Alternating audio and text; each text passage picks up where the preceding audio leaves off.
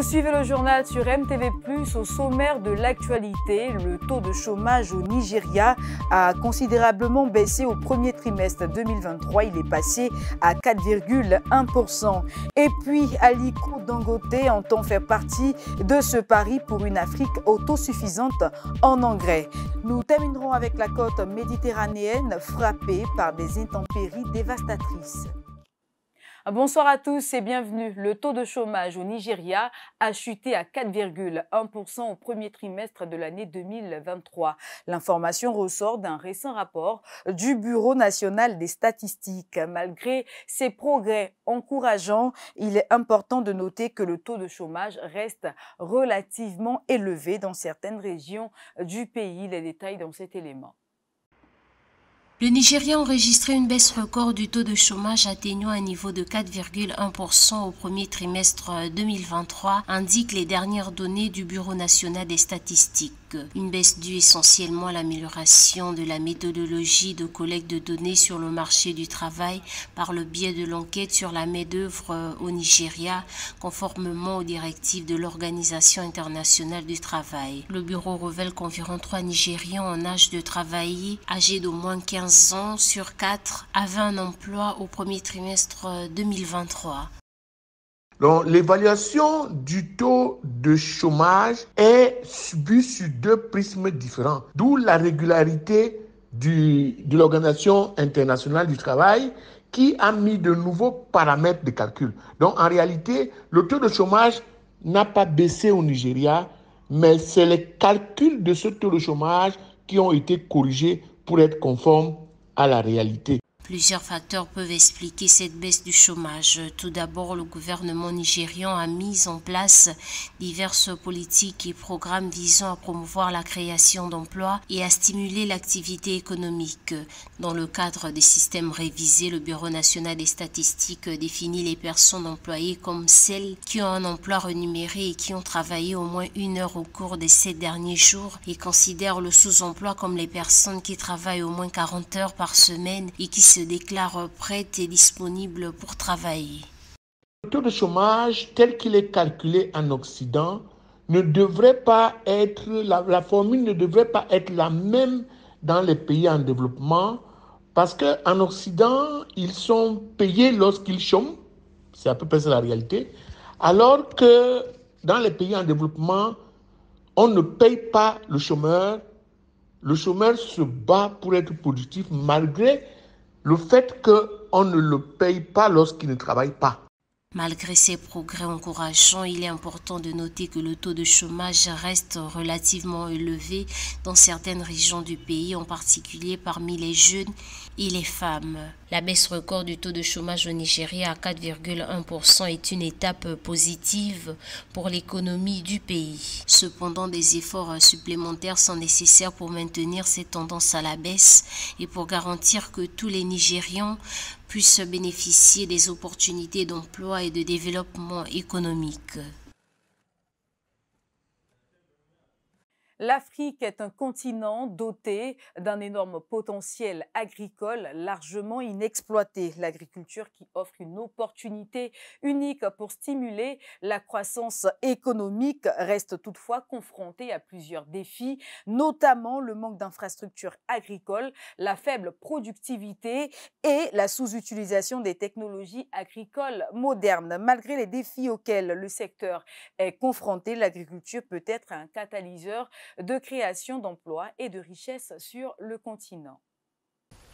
L'agriculture est un secteur clé de l'économie africaine. Il représente environ 60% de l'emploi total en Afrique subsaharienne et contribue à hauteur de 15% du PIB du continent. Un secteur important pour la création d'emplois et la croissance économique qu'il est toutefois nécessaire de renforcer pour permettre aux pays africains d'atteindre l'autosuffisance alimentaire, de générer davantage de revenus et de stimuler la croissance économique. Moi, je suis dans le BTP. Le BTP, vous savez, la marge, c'est maximum 15%.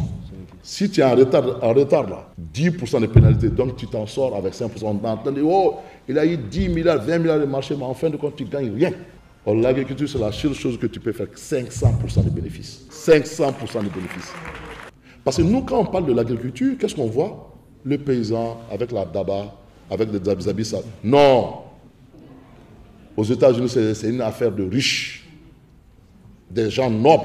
Au Cameroun, par exemple, le gouvernement a initié une politique d'import-substitution consistant à identifier les spéculations qui ont fort potentiel de développement, de création de recherche, d'emploi et un fort potentiel pour assurer la sécurité alimentaire des populations. C'est dans ce sens que certaines filières ont été retenues, à savoir le riz, le maïs, l'huile de palme, le soja. Aujourd'hui, notre agriculture a opté, sous l'impulsion du chef de l'État, la politique d'import-substitution. Pourquoi l'import-substitution?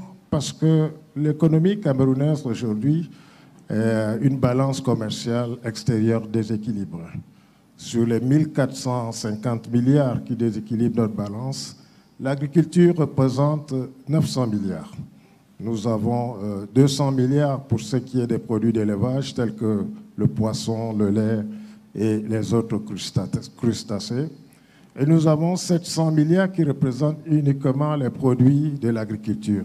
C'est le blé, c'est le riz, c'est le soja, c'est le maïs, c'est l'huile de palme. L'agriculture est une excellente source de création d'emplois pour les jeunes. Grâce à une approche chaîne de valeur, il est possible de créer de multiples opportunités d'emploi. Il est urgent de transformer les agriculteurs en entrepreneurs prospères. Pour y parvenir, la Banque africaine de développement (BAD) prévoit de fournir à 40 millions d'agriculteurs des technologies agricoles efficaces d'ici 2025 contre plus de 11 millions jusqu'à présent. À l'image de la BAD, d'autres initiatives se multiplient à travers le continent.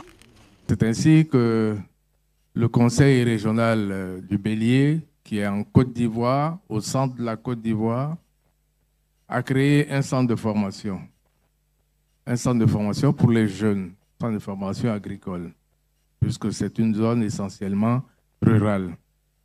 Et là, nous avons commencé à former des jeunes.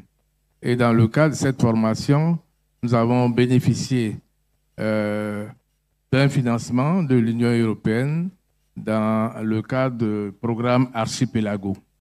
L'agriculture en Afrique offre un grand potentiel de création d'emplois et de croissance économique. Pour maximiser ce potentiel en Afrique, il est essentiel d'investir dans la modernisation de l'agriculture, la recherche et le développement, ainsi que dans l'amélioration des infrastructures et des réseaux de distribution.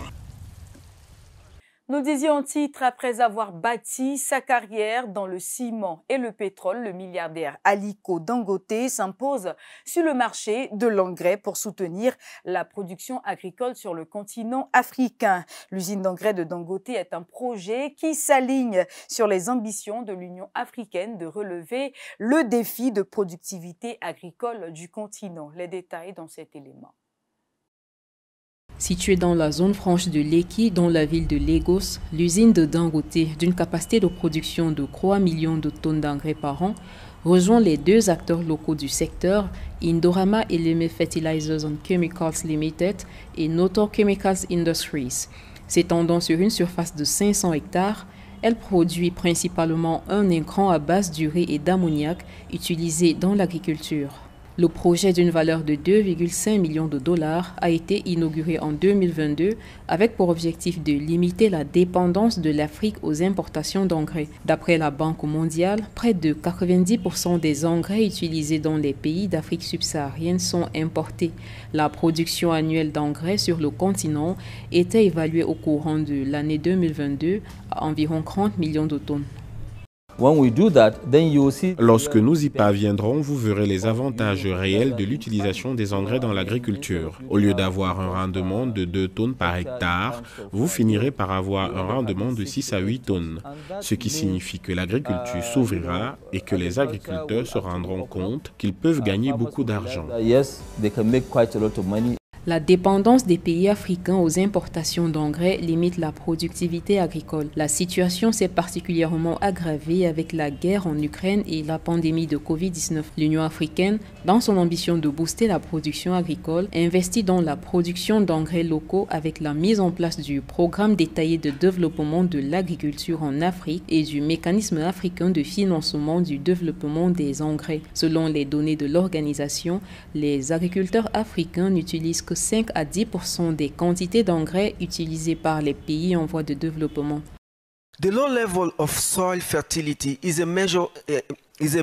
Le faible niveau de fertilité des sols constitue une crise majeure en Afrique, réduisant les moyens de subsistance des agriculteurs, augmentant la faim et accélérant la dégradation de l'environnement. Cela provient d'un manque de connaissances sur la santé des sols, d'un manque de sensibilisation et d'investissement dans la production et dans l'utilisation d'engrais appropriés. L'usine d'engrais de Dangote s'aligne sur les ambitions de l'Union africaine de booster la productivité agricole du continent en s'attaquant à l'insécurité alimentaire qui touche un quart de la population africaine. Au-delà de contribuer à l'agriculture, la mise en place d'une usine locale d'un cran agricole supprime les intermédiaires dans la chaîne d'approvisionnement sur un marché africain des engrais encore fragmenté. L'une des choses que nous avons faites était de nous assurer que la chaîne d'approvisionnement était parfaitement rodée afin d'éviter toute perturbation. Il y a beaucoup de blocages, nous devons veiller à ce qu'il n'y ait pas de perturbation dans nos approvisionnements. Alors que les cibles d'exportation initiales de Dangote Fertilizer Plant étaient principalement le Nigeria et l'Afrique, la demande croissante en engrais a favorisé l'expansion de l'usine. À ce jour, Dangote Fertilizer Plant approvisionne en plus des pays africains, le Brésil, les États-Unis, le Mexique, l'Inde et l'Union européenne. De l'autre côté du globe, une station de gaz liquéfiée a explosé le samedi 26 août 2023 en Roumanie. Cet incendie a causé la mort de 2 personnes et 56 blessés. 39 pompiers ont été également blessés, surpris par une deuxième explosion lors de leur intervention. Scène de désolation en Roumanie après l'explosion d'une station de gaz liquéfiée. L'incident s'est produit samedi à Crevedia, commune située au nord de la capitale Bucarest. 2 personnes ont été tuées, 56 autres blessées.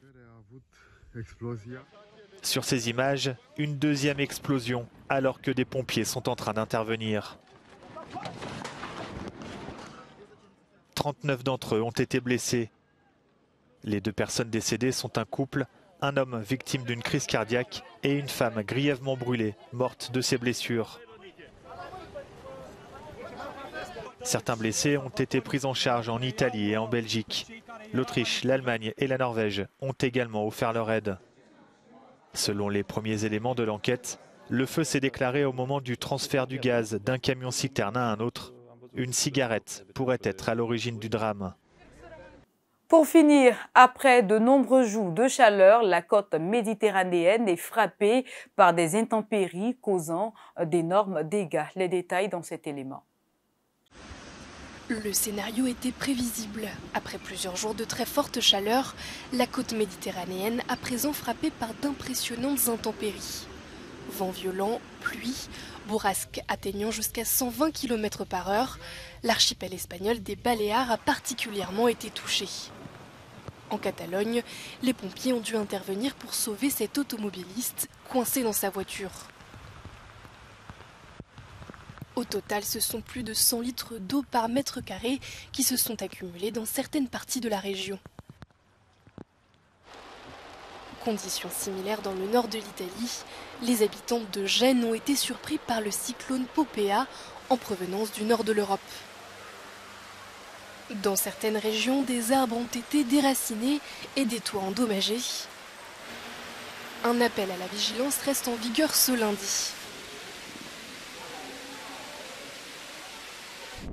En Grèce, des centaines de pompiers restaient mobilisés pour lutter contre les flammes dimanche, notamment dans le nord-est du pays, où des incendies meurtriers font rage pour le 10e jour consécutif. C'est la fin de cette édition de l'actualité. Très heureuse de vous l'avoir présentée. Je vous souhaite une excellente suite de programmes sur MTV+, la télé qui transforme.